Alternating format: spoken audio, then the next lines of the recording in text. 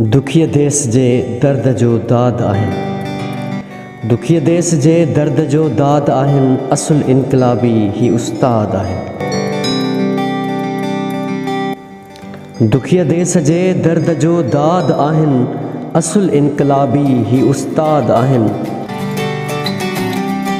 आ सिंधु जियां इल्म जो आब जनवट, वतन जे बचन लाइ नवां ख्वाब जनवट।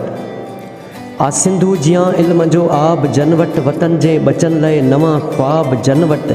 था सिज जीअं साञाह जी रोशनी ॾियनि, ज़माने खे पिया था नई ज़िंदगी ॾियनि।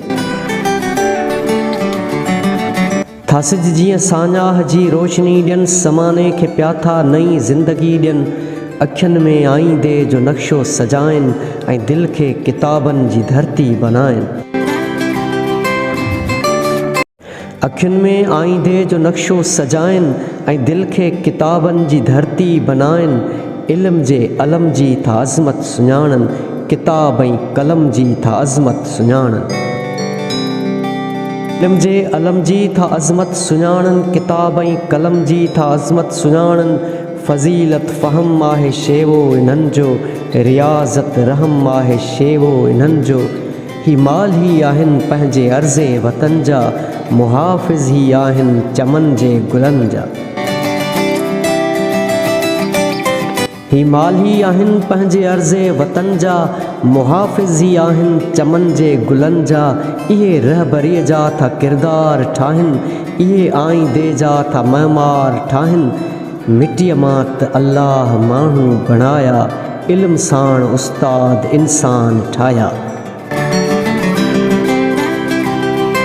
मिटीअ मां त अल्लाह माण्हू बणाया, इल्म साण उस्ताद इंसान ठाहिया। तख़य्युल जी तामीर साज़ी रखनि था, रोज़ेदार अख दिल निमाज़ी रखनि था। तख़य्युल जी तामीर साज़ी रखनि था, रोज़ेदार अख दिल निमाज़ी रखनि था। इल्म ऐं अमल खे सलाड़े हलनि था, ख़ुदि ख़ुद पसंदीअ खे साड़े हलनि था। कंदा ख्वाब दोदे ऐं दूल्ह जा पूरा, सबक ॾियनि लतीफ़ ऐं सचल जा समूरा। कंदा ख्वाब दोदे ऐं दूल्ह जा पूरा, सबक ॾियनि लतीफ़ ऐं सचल जा समूरा।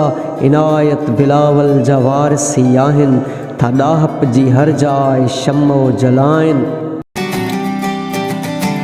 ही तारीख़ जूं शख़्सियतूं जन बणायूं, ही इंसान जूं अज़मतूं जन बणायूं। ही तारीख़ जूं शख़्सियतूं जन बणायूं, ही इंसान जूं अज़मतूं जन बणायूं। पहाड़नि कटण लाइ ही फ़रहाद आहिनि, असुल इनकलाबी ही उस्ताद आहिनि।